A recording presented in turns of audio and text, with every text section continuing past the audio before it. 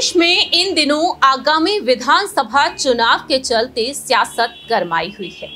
केंद्रीय मंत्री ज्योतिरादित्य सिंधिया इन चुनाव में चर्चा का विषय लगातार बने हुए हैं। सभी इंतजार करते हुए नजर आए हैं कि सिंधिया इस बार विधानसभा चुनाव में उतरते हुए नजर आएंगे, विधानसभा चुनाव लड़ते हुए देखे जाएंगे।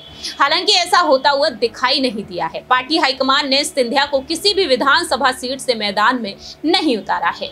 लेकिन इसी बीच देखा जाए तो सिंधिया के बेटे आर्यमन एक बार फिर से सुर्खियों में आ चुके हैं। आर्यमन की क्या अब राजनीति में एंट्री हो सकती है, इसको लेकर उन्होंने जवाब दिया है। नमस्कार, मैं प्रांशी राठौर और आप देख रहे हैं नेक्स्ट 9 न्यूज। दरअसल आपको बता दें कि इससे पहले भी अटकलें तेज हुई थी कि आर्यमन भी अपने पिता की तरह राजनीति में कदम रख सकते हैं। हालांकि अब तक ऐसा होता हुआ दिखाई नहीं दिया है और अब आर्यमन ने खुलकर बात की है। उनका साफ तौर पर कहना रहा है कि राजनीति में उनकी एंट्री के लिए दरवाजे अभी बंद नहीं हुए हैं। मालूम हो कि 27 साल के हैं आर्यमन, जिन्होंने राजनीति से हटकर बेहद अलग और खास पहचान अपनी बना रखी है। वही हाल ही में उन्होंने अपने इंटरव्यू में खुलकर बातचीत की है, जब उनसे पूछा गया क्या वह भी राजनीति में दस्तक देना पसंद करेंगे या फिर नहीं।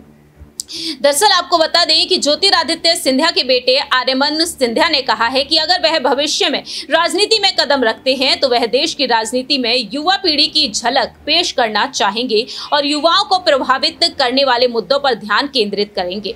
पहले राजनीति में शामिल होने की अनिच्छा जाहिर करने वाले आर्यमन का कहना है कि युवाओं पर ध्यान केंद्रित करने वाली राजनीति से आर्थिक सशक्तिकरण भी होता है। उद्यमिता को करियर विकल्प के रूप में चुनने वाले 27 वर्षीय आर्यमन सिंधिया का कहना है कि उनकी राजनीति काफी हद तक शैक्षिक विकास और युवाओं के बीच उद्यमशीलता को बढ़ावा देने पर केंद्रित होगी। उनका कहना साफ तौर पर रहा कि उनकी राजनीति काफी हद तक शैक्षिक विकास और युवाओं के बीच उद्यमिता को बढ़ावा देने पर केंद्रित रहेगी। यह सिंधिया के लिए एक पूरी तरह से अलग पाठ्यक्रम तैयार करने जैसा था। वह अपने परिवार की राजनीतिक वंशावली से अलग होकर स्टार्टअप में हाथ आजमाए, जिनकी 3 पीढ़ियां सक्रिय राजनीति में रही। उद्यमिता आर्यमन के लिए एक पूरी तरह से अलग राह तैयार करने जैसा था, क्योंकि उन्होंने अपने परिवार की राजनीतिक परंपरा से अलग होकर स्टार्टअप में हाथ आजमाया है। उनकी 3 पीढ़ियां सक्रिय राजनीति में रही हैं। फिलहाल देखा जाए तो आर्यमन यहां पर इस तरह से अपनी बात रखते हुए नजर आए हैं।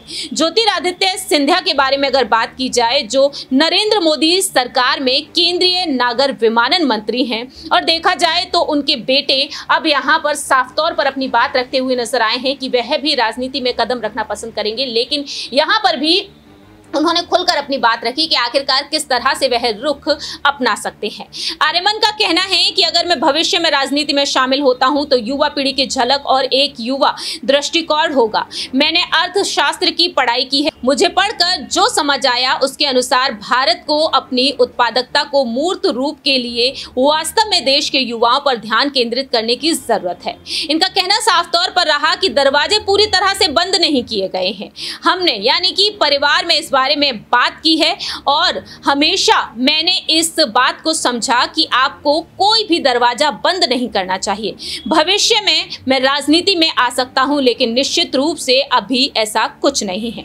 तो फिलहाल देखा जाए यहां पर आर्यमन ने खुलकर अपनी बात रखी है। आर्यमन का कहना साफ तौर पर रहा है कि आने वाले दिनों में वह भी राजनीति की तरफ रुख कर सकते हैं। अब देखना दिलचस्प होगा क्या आर्यमन भी अपने पिता ज्योतिरादित्य सिंधिया की तरह राजनीति में ऐसा ही वर्चस्व कायम रख पाएंगे या फिर नहीं, अगर वह राजनीति में एंट्री करते हैं तो। फिलहाल देखा जाए तो यहाँ पर सिंधिया को लेकर मांग उठती हुई नजर आई और सिंधिया यहाँ पर देखा जाए तो चुनाव लड़ते हुए नहीं देखे जा रहे हैं। देखना होगा कि आखिरकार पार्टी हाईकमान सिंधिया को क्या कुछ अहम जिम्मेदारी आने वाले समय में सौंपते हुए नजर आएंगे। 17 नवंबर के दिन मध्य प्रदेश में मतदान होंगे और 3 दिसंबर को नतीजे सामने आएंगे। इस खास रिपोर्ट में इतना ही। बाकी तमाम अपडेट्स के लिए आप देखते रहिए नेक्स्ट 9 न्यूज।